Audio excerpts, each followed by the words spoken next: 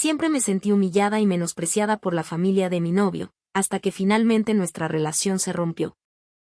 Pero decidí enfrentar su arrogancia justo el día de su boda, para demostrarles quién era yo en realidad. Recuerdo con una claridad dolorosa el día que conocí a Mateo. Fue en el campus del Tecnológico de Monterrey, en la Ciudad de México, un universo que se sentía a la vez inmenso y asfixiante. Yo era una estudiante de la carrera de administración, becada, una hormiga trabajadora en un mar de jóvenes que parecían tener el mundo a sus pies. Él, en cambio, era un asistente de cátedra, un joven profesor en mi facultad. Su sonrisa era cálida, una invitación a un mundo más amable. Su manera de hablar, llena de una confianza que yo solo podía soñar, y su mirada esa mirada, tenía el poder de hacerme sentir como si fuera la única persona en el auditorio. Comenzamos a acercarnos después de varios encuentros fortuitos en la biblioteca, un santuario de silencio en medio del caos de la ciudad, o en los eventos culturales del campus. Al principio, nuestras conversaciones eran triviales, girando en torno a las tareas y los exámenes. Pero poco a poco, las charlas se fueron volviendo más profundas, convirtiéndose en confesiones sobre nuestras vidas. Yo le conté sobre mi familia, un clan sencillo y unido en una modesta casa en la colonia Portales. Mi padre, don Javier, trabajaba como obrero en una maquiladora en las afueras de la ciudad, sus manos curtidas por el esfuerzo diario. Mi madre, doña Rosa, era costurera. Su máquina de coser Singer era la banda sonora de mi infancia, creando vestidos para las vecinas del barrio. Yo era su única hija, la que se desvelaba estudiando para mantener la beca que era nuestro único pasaporte a este mundo de oportunidades. Mateo, por su parte, me habló de su familia, un linaje de opulencia y poder. Su padre, el señor Arturo de la Garza, era el dueño de una de las constructoras más grandes del país, un hombre cuyo nombre aparecía en las secciones de finanzas de los periódicos. Su madre, la señora Elena, era una socialité de Polanco, una mujer cuya agenda estaba llena de eventos benéficos y tés con las esposas de otros magnates. Todo parecía un cuento de hadas, una novela de las 9 de la noche, hasta que llegó el momento de conocer a su familia.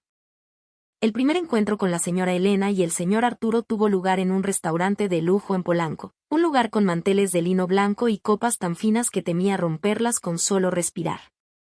Estaba nerviosa, mi corazón latía con la fuerza de un tambor de guerra.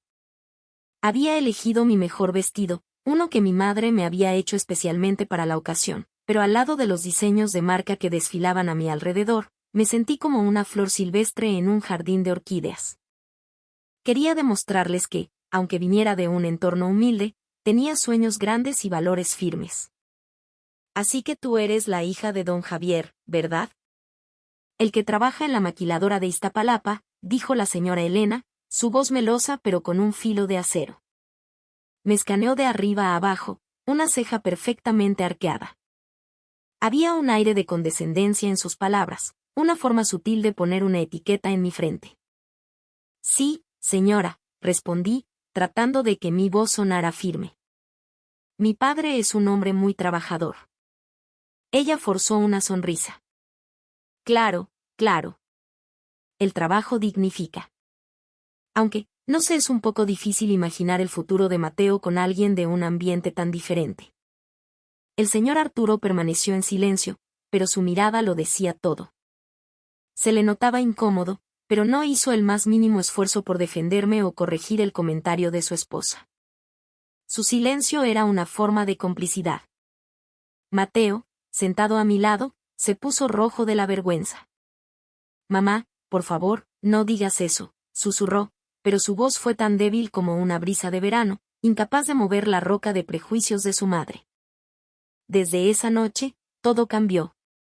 Cada vez que me encontraba con la familia de Mateo, había un comentario, una indirecta dolorosa. A veces era sobre el trabajo de mi padre, otra sobre nuestra pequeña casa en la Portales, o incluso sobre mi forma de vestir, que según ellos, carecía de clase. Nunca lo decían directamente, pero sus palabras eran como pequeñas agujas que dejaban heridas invisibles. Sofía, mi mejor amiga desde la preparatoria, era mi paño de lágrimas. Una tarde, mientras la llamaba llorando desde mi habitación, me dijo con su tono firme y sensato: Ximena, no puedes permitir que te traten así. tienes que valorarte. Si Mateo de verdad te ama, tiene que dar la cara por ti y enfrentarlos. Yo sabía que Sofía tenía razón, pero mi corazón todavía era demasiado débil para soltar a Mateo. Hasta que, un día, el propio Mateo me pidió que habláramos seriamente. Nos sentamos en una banca del Parque México, bajo la sombra de los jacarandas. Ximena, dijo con la voz temblorosa. Yo no puedo seguir con esta relación. Mis padres nunca te van a aceptar. Lo he intentado, de verdad, pero no puedo con la presión. Sentí un dolor agudo en el pecho, como si me hubieran clavado un puñal. Contuve las lágrimas, pero fracasé miserablemente. ¿Así que este es el final?, pregunté, mi voz rota en un sollozo. Él solo asintió, sus ojos llenos de una lástima que me enfureció. Perdóname. Después de eso, me fui a casa con el corazón destrozado, sintiéndome como un barco a la deriva en una tormenta. Esa noche lloré hasta quedarme sin lágrimas. Mi madre entró en mi cuarto y me abrazó. Mija, me dijo con su voz suave pero firme. Si él no puede ver lo que vales, no es tu culpa. Ya encontrarás a alguien que te merezca. Pero sus palabras no eran suficiente para sanar la herida. Pasé meses sumida en la tristeza, hasta que un día mi madre entró de nuevo en mi habitación, esta vez con una determinación feroz en los ojos. Ya basta, Ximena, dijo. Es hora de que te levantes. No dejes que esa gente destruya tu vida. Demuéstrales que puedes ser mucho más que la hija del obrero. Esas palabras finalmente me despertaron de mi pesadilla. Decidí que iba a vengarme de Mateo y su arrogante familia, pero mi venganza no sería con odio ni con gritos. Les demostraría que el éxito no se hereda, no depende de un apellido o una cuenta bancaria. El éxito se construye con sudor, con agallas, y con un corazón que se niega a ser aplastado. Mi venganza sería mi propio triunfo. A partir de ese día, me enfoqué con la intensidad de un láser en una sola cosa: demostrar que yo merecía un lugar en el mundo, no por mi origen familiar, sino por mi propio esfuerzo y trabajo duro. El primer paso fue buscar una fuente de ingresos adicional. En ese momento, todavía trabajaba a medio tiempo como administradora en una pequeña tienda en línea que vendía ropa importada, propiedad de una compañera de la universidad, Intan. Aunque mi sueldo era modesto, aprendí muchísimo sobre gestión de inventarios, marketing digital y, sobre todo, cómo comunicarme con los clientes. Sin embargo, pronto me di cuenta de que trabajar para otros no sería suficiente. Quería construir algo mío, algo que naciera de mi propia esencia. Una tarde, mientras ordenaba el pequeño taller de costura de mi madre, encontré cajas llenas de retazos de tela, coloridos restos de los vestidos y blusas que ella confeccionaba. De repente, una idea brillante iluminó mi mente. ¿Por qué no intentar crear productos hechos a mano? Objetos únicos, con alma, que pudiera vender por internet. Al principio, dudé. No tenía experiencia formal en diseño ni en la creación de artesanías, pero recordé las palabras de mi madre: donde hay ganas, mija, todo se puede. Así que empecé a aprender. Cada noche, después de volver de la universidad y del trabajo, me sentaba frente a la vieja máquina Singer de mi madre, rodeada de tutoriales de YouTube, y practicaba. Hacía pequeñas carteras, cosmetiqueras, diademas y accesorios con esos retazos de tela. Al principio, los resultados eran desastrosos. Muchas costuras quedaban chuecas, los patrones no encajaban, e incluso arruiné varias piezas en el proceso. Pero no me rendí. Después de varias semanas de práctica, logré crear algunos productos que se veían bastante decentes. Con una cámara prestada, empecé a fotografiar mis creaciones y a subirlas a mis redes sociales. Al principio, la respuesta fue casi nula. Solo algunos amigos cercanos me daban me gusta o dejaban comentarios de ánimo. Pero no me desanimé. Continué mejorando la calidad de mis productos, aprendí técnicas de fotografía para que mis creaciones lucieran más atractivas y probé estrategias de marketing sencillas, como pequeños sorteos y promociones. Unas semanas después, ocurrió el primer milagro. Mi primera clienta, una chica de Guadalajara, me encargó una de mis carteras hechas a mano. Dijo que le encantaba el diseño único y que quería pedir más para regalarlas en el cumpleaños de sus amigas. Mi corazón dio un vuelco de alegría. Fue el primer momento en que sentí que mi esfuerzo estaba empezando a dar frutos. Pero el camino no fue tan fácil como parecía. Hubo muchos desafíos. Cuando la demanda empezó a crecer, me costaba mucho trabajo cumplir con todos los pedidos, ya que lo hacía todo yo sola. Una vez, compré un lote de tela de baja calidad por ahorrar unos pesos, y terminé con varios clientes decepcionados y quejas en mis redes. Estaba frustrada y a punto de tirar la toalla. Fue entonces cuando Sofía se convirtió en mi ancla. A menudo llegaba a mi casa con un café de olla caliente o unos panecillos de la panadería del barrio, y se sentaba a escuchar mis quejas. Has llegado muy lejos, Sime. No te rindas ahora. El éxito requiere paciencia y aguante, me decía, dándome el ánimo que necesitaba para seguir adelante. Decidí tomarme el negocio más en serio. Empecé a convertir el patio trasero de mi casa en un pequeño taller. Me puse a leer libros sobre negocios en línea, a tomar seminarios web gratuitos e incluso me uní a una comunidad de jóvenes emprendedores en la ciudad.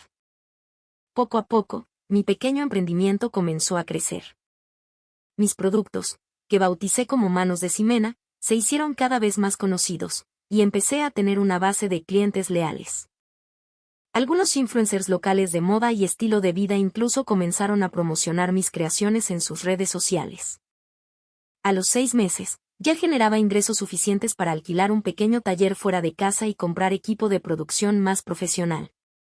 Pero hubo un momento que realmente cambió todo. Un día, una clienta escribió una reseña muy larga y emotiva en Instagram sobre una de mis bolsas. Escribió: los productos de Manos de Ximena no son solo objetos. Hay una historia detrás de cada costura, el espíritu de una mujer fuerte que quiere demostrar su valía. Gracias por inspirarme. Esa reseña me hizo llorar, no de tristeza, sino de orgullo. Por primera vez, sentí que mi trabajo no se trataba solo de dinero, sino de tener un impacto positivo en la vida de otras personas. Mis padres no podían estar más orgullosos. Mi papá, don Javier, a menudo venía al taller después de su jornada en la maquiladora para ayudarme con la logística, mientras que mi mamá, doña Rosa, me ayudaba a coser algunos de los diseños más especiales. Ellos, que una vez fueron menospreciados por la familia de Mateo, ahora sonreían de oreja a oreja al ver mi éxito.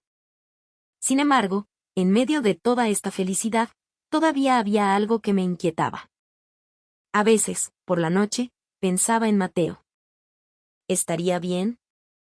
¿Sería feliz con la vida que había elegido? Pero siempre me recordaba a mí misma que no podía volver al pasado. Tenía que seguir adelante. Finalmente, justo un año después de haber iniciado mi negocio, recibí una invitación. Era para la boda de Mateo. Al principio, dudé en ir. ¿Qué sentido tenía? ¿Acaso no había elegido ya su camino? Pero entonces hablé con Sofía. Tienes que ir, amiga, me dijo con convicción. No por él, sino por ti. Es tu oportunidad de cerrar ese capítulo. No para vengarte, sino para demostrarle a su familia, y a ti misma, que ya no eres la misma chica insegura de antes. Eres una mujer exitosa y fuerte. Y eso fue exactamente lo que decidí hacer. Había pasado un año desde que fundé mi pequeño negocio, y todo se sentía como un sueño. De un pequeño taller improvisado en el patio trasero de mi casa, ahora tenía un equipo de 5 personas, todos amigos cercanos que creían en mi visión. Mis productos de Manos de Ximena no solo eran conocidos a nivel local, sino que también comenzaban a abrirse paso en el mercado nacional. Varias tiendas departamentales de prestigio incluso me contactaron para explorar posibles colaboraciones. Sin embargo, este éxito no estuvo exento de obstáculos. Hubo momentos en los que sentí que caminaba sobre una cuerda floja, con el riesgo de caer a cada paso. Uno de los mayores desafíos vino de la competencia. Varias marcas similares comenzaron a surgir, intentando imitar mis diseños y venderlos a precios mucho más bajos. Incluso hubo quienes difundieron rumores malintencionados, afirmando que mis productos utilizaban materiales de baja calidad, aunque eso era completamente falso. Por un momento, entré en pánico. ¿Y si mis clientes empezaban a dudar de mí? ¿Y si todo mi arduo trabajo se iba por la borda? Pero entonces recordé las palabras de mi madre: cuando alguien intente derribarte, no te rebajes a su nivel. Demuestra la verdad con tus acciones. Así que decidí ser completamente transparente. Produje un breve video documental que mostraba todo el proceso de creación de mis productos, desde la cuidadosa selección de textiles artesanales de Oaxaca y Chiapas, pasando por el proceso de producción hecho con esmero, hasta el riguroso control de calidad. Subí el video a todas mis redes sociales, y el resultado fue extraordinario. Muchos clientes me mostraron su apoyo incondicional, e incluso algunos comentaron: gracias por abrirnos los ojos. Seguiremos siendo fieles a la autenticidad de tus productos. No solo eso, también comencé a participar activamente como ponente en eventos para emprendedores locales. Compartía mi experiencia sobre cómo construí mi negocio desde cero, cómo enfrenté los desafíos y cómo me mantenía en constante innovación. En uno de esos eventos, conocí a Alejandro, un joven inversionista que se interesó en apoyar mi empresa. Me ofreció capital adicional para que pudiera expandir mi negocio a una escala mayor. Al principio, dudé. Tenía miedo de perder el control de la empresa que tanto me había costado construir. Pero después de muchas conversaciones con Sofía y mi equipo, finalmente acepté su oferta. Con el nuevo capital, pude adquirir maquinaria más moderna, alquilar un taller mucho más grande en la colonia Roma y contratar a más artesanos y personal. También comencé a explorar oportunidades para exportar mis productos a países vecinos. En mi 12º mes de operación, mi empresa se convirtió oficialmente en manos de Ximena, S.A. DCB. Elegí ese nombre porque quería recordar siempre quién era: una chica común que alguna vez fue menospreciada pero que logró salir adelante a través del trabajo duro. El logo de mi empresa era la imagen de una mariposa monarca saliendo de su crisálida, un símbolo de la metamorfosis que había experimentado. Este éxito no solo me trajo felicidad a mí, sino también a mi familia. Mis padres ya no trabajaban en la fábrica ni aceptaban pequeños encargos de costura. Ahora, ambos trabajaban en mi empresa, ayudando en la logística y la gestión de inventario. Cada vez que veía la sonrisa de orgullo en sus rostros, sentía que todos los sacrificios habían valido la pena. Sin embargo, en el fondo de mi corazón, sabía que había un capítulo sin cerrar. Cuando llegó la invitación a la boda de Mateo, supe que era el momento. ¿Estás segura de que quieres ir?, me preguntó Sofía una tarde mientras tomábamos un café. No tienes que demostrarles nada a ellos. No lo hago por ellos, Sophie, respondí con calma. Lo hago por mí. No se trata de venganza, sino de demostrar que he superado los límites que ellos una vez me impusieron. Dejar que vean con sus propios ojos en quien me he convertido. Ella asintió lentamente. Entiendo. Ve y brilla, amiga. En las semanas previas a la boda, comencé a preparar todo. Encargué un vestido elegante de un diseñador local emergente. Era de un color dorado resplandeciente, con detalles de bordado que recordaban a los textiles oaxaqueños, un símbolo del éxito que había alcanzado. También compré accesorios de filigrana de plata que complementaban mi atuendo. Quería lucir segura, elegante y profesional. Cuando llegó el día, me sentía tensa. En el coche, miré la invitación una vez más. Mateo e Isabella, sus nombres impresos con una caligrafía exquisita sobre un papel grueso con motivos florales. Respiré hondo, tratando de calmar mis nervios. ¿Lista, señorita Ximena?, preguntó mi chofer. Esbocé una leve sonrisa. Sí, estoy lista. Llegué al lujoso hotel en el corazón de Paseo de la Reforma con el corazón latiendo con fuerza. El lugar era el epítome de la opulencia, frecuentemente utilizado para las bodas de la élite de la ciudad. Salí del auto con mi vestido dorado ondeando con gracia. Mi cabello estaba recogido en un elegante moño bajo, y los accesorios de plata añadían un toque de sofisticación. Elegí esta apariencia deliberadamente, no para presumir, sino para mostrar que había cambiado. Ya no era la chica sencilla y tímida que ellos habían menospreciado. Al entrar al salón, sentí de inmediato la atmósfera de lujo. La decoración estaba repleta de flores frescas, candelabros de cristal que brillaban como diamantes y mesas de banquete repletas de platillos gourmet. Todos los invitados vestían sus mejores galas, y el aire estaba impregnado de perfumes caros y murmullos de conversaciones triviales. Busqué con la mirada a la familia de Mateo y los encontré cerca de la entrada, recibiendo a los invitados.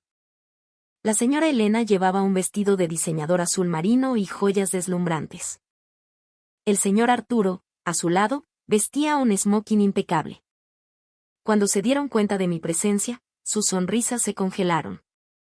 Los ojos de la señora Elena se abrieron como platos por un instante, y luego intentó esbozar una sonrisa forzada. El señor Arturo simplemente se quedó en silencio, pero su mirada estaba llena de una sorpresa que no pudo ocultar. Señora Elena, señor Arturo, lo saludé con una voz tranquila pero firme, manteniendo la compostura. Felicidades por la boda de Mateo. La señora Elena parecía nerviosa, tartamudeó una respuesta. Oh, Ximena, qué sorpresa. No esperábamos que vinieras. Sonreí levemente. Por supuesto que vine. Es el día más feliz de Mateo, ¿no es así? Unos momentos después, Mateo se acercó a mí. Su rostro era una mezcla de alegría y ansiedad.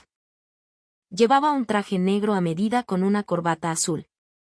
Sus ojos me miraron con un respeto que nunca antes había visto en ellos. Ximena, dijo en voz baja. No pensé que vendrías. Yo tampoco estaba segura al principio, respondí honestamente. Pero pensé que sería una buena oportunidad para verte de nuevo. Él sonrió débilmente, pero había duda en su mirada. Has cambiado mucho. He oído que tu negocio va viento en popa. Asentí. Sí, he trabajado muy duro para llegar hasta aquí. Mateo se quedó en silencio por un momento y luego dijo, me arrepiento de mi decisión en aquel entonces. Lo sabes, ¿verdad? Lo miré directamente a los ojos. Quizás, Mateo. Pero al final, tu decisión ya fue tomada. Y honestamente, fue lo mejor que pudo haberme pasado. La ceremonia de la boda fue hermosa. Mateo y su ahora esposa, Isabella, una mujer de una belleza clásica, caminaron juntos hacia el altar. No podía negar que se veían bien juntos. Pero mientras las promesas de amor eterno llenaban el salón, ya no sentía envidia ni dolor. Lo único que sentía era una profunda sensación de alivio, porque yo había forjado mi propio camino, un camino de independencia y autorrespeto. Durante la recepción, de repente, el maestro de ceremonias me llamó por mi nombre para dar unas palabras como una de las invitadas de honor. Me sorprendió, pero me levanté y caminé hacia el podio con confianza. Con el micrófono en la mano, vi como todos los ojos se posaban en mí, incluidos los de la señora Elena y el señor Arturo, que parecían cada vez más tensos. Respiré hondo y comencé a hablar. Buenas noches a todos, dije con voz firme. Gracias por la oportunidad de hablar aquí esta noche. Quiero felicitar a Mateo e Isabella por su hermosa unión. Hice una pausa, mi mirada recorriendo el salón. También quiero compartir una breve historia. Hace un año, yo estaba en mi punto más bajo. Creía que no merecía un lugar en este mundo. Pero aprendí algo muy importante. El éxito no lo determina la sangre o el estatus social, sino el trabajo duro y la determinación. Miré de reojo a la señora Elena y al señor Arturo, que parecían cada vez más incómodos. Nunca he odiado a nadie por lo que me pasó. Al contrario, usé todo ese dolor como motivación para convertirme en la mejor versión de mí misma. Hoy estoy aquí, no para vengarme, sino para demostrar que todos tenemos el potencial de triunfar, siempre y cuando creamos en nosotros mismos. Una ola de aplausos educados llenó el salón. Mateo me miraba con una expresión indescifrable. La señora Elena y el señor Arturo estaban sentados, con los rostros enrojecidos de vergüenza. No esperaban que yo hablara de esa manera frente a toda su sociedad. Después del brindis, me despedí cortésmente y abandoné el salón con una sensación de liberación. No había ido allí para humillar a nadie, sino para demostrar que merecía mi lugar en el mundo. Y lo había logrado. Esa noche, sentada en el asiento trasero del taxi, me invadió una sensación difícil de describir. Había una mezcla de alivio, orgullo y también un poco de nostalgia. Pensé en todo lo que había pasado para llegar a este punto. Mateo había elegido su camino, un camino pavimentado por la riqueza y las expectativas de su familia.